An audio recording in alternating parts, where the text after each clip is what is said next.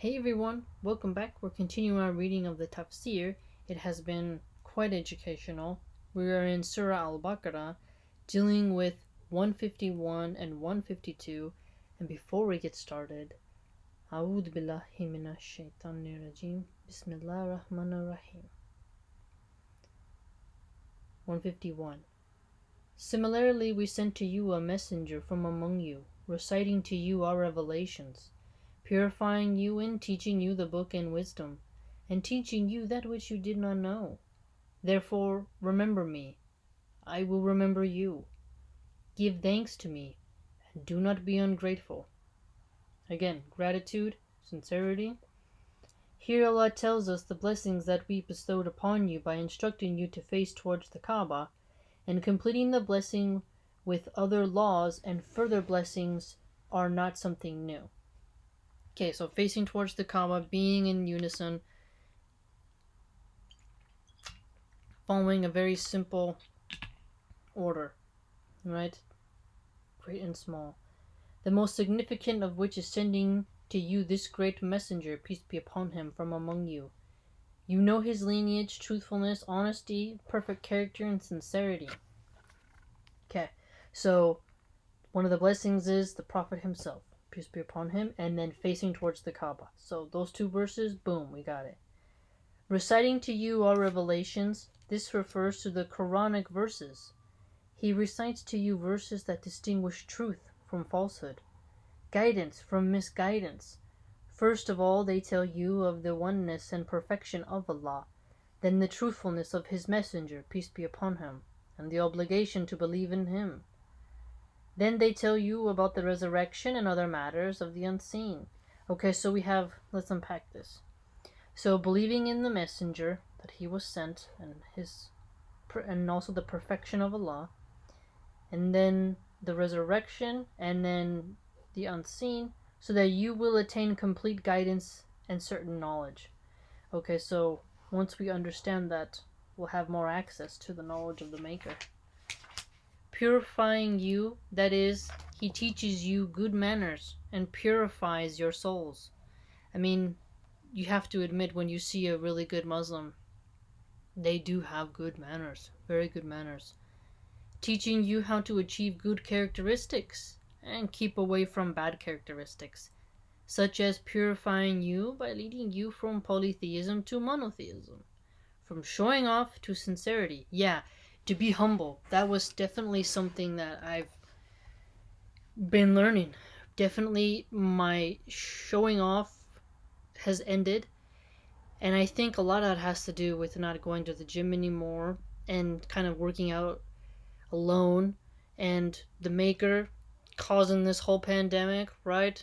Letting it happen out how it does to his order pushed me towards that, put me in less circumstances where I would be prone to arrogance, and then having more time to study his word, to the unfolding of the arrogance, right? It really does come across that way. From lying to honesty. Well, I never had a big issue with that. From treachery to trustworthiness, I try to be as trustworthy as possible. From arrogance to humility.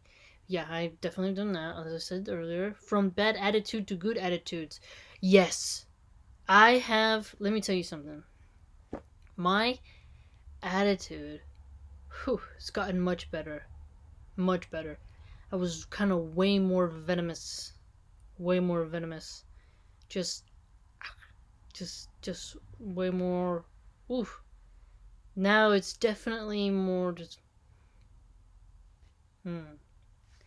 More stoic.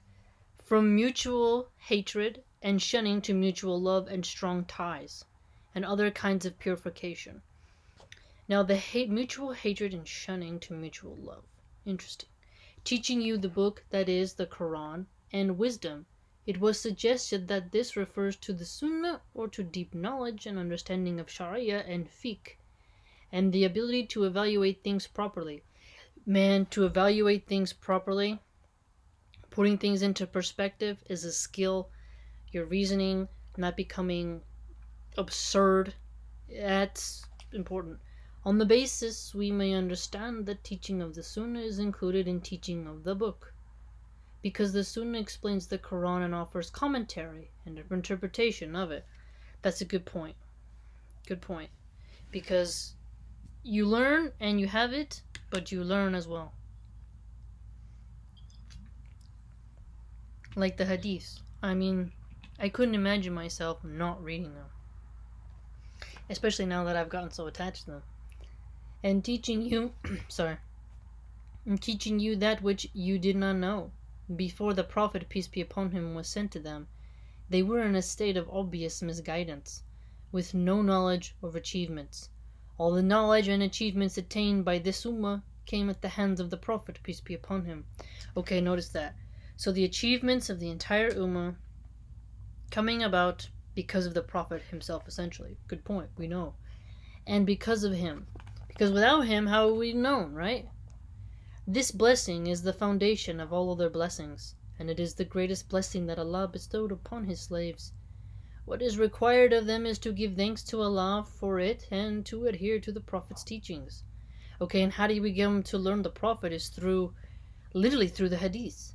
You learn about him in the Quran, right? But you become to know so many different aspects of his personality through the Hadiths. Hence, Allah, glory be to Him, says, "Therefore remember me, I will remember you." Here Allah commands us to remember Him, and He promises the best of rewards for that, which is that He remembers those who remember Him.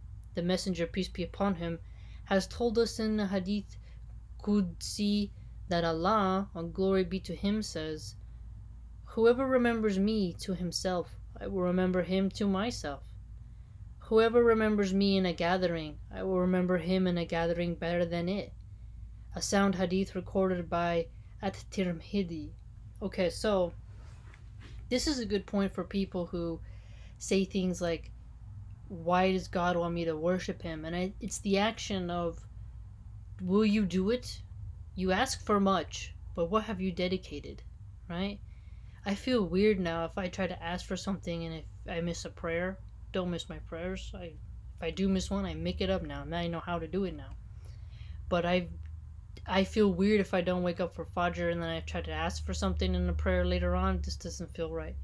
And I like waking up for Fajr. I'm so used to it now. Now I can wake up like 10 minutes before the alarm and my eyes just go blink and I have energy to wake up. It's nice. It's really good. My own internal body clock has gotten used to the schedule. And it's definitely helped my metabolism. I mean, totally. If you remember God in gatherings, I think that's wonderful. I think about that constantly.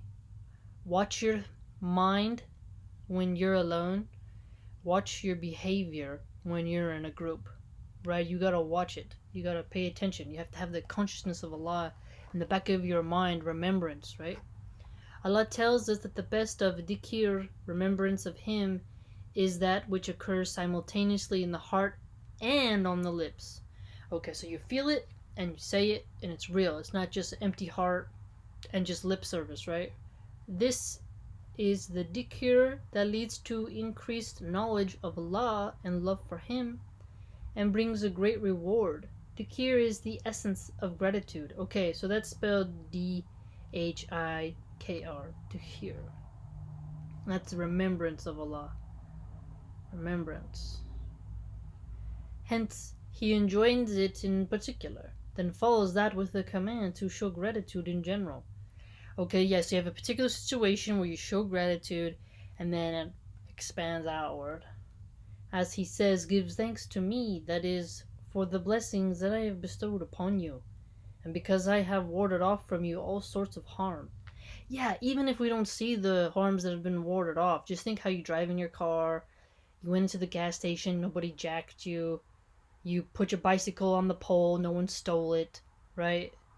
There's a lot of different things you can be totally thankful for. Countless. You can't even enumerate them all, right?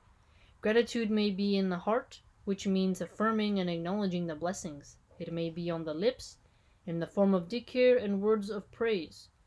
Or it may take the form of physical action such as obeying Allah, submitting to His commands, and avoiding that which He has forbidden. By means of gratitude, the existing blessing will continue, and further blessings will be added to them. Okay, notice this. So, we affirm and acknowledge the blessings. Doing so is to hear remembrance of Allah. Doing that can be physical, and also within the soul, is within the chest, within your heart itself, right? And the soul will benefit from it. Okay, very educational, very educational.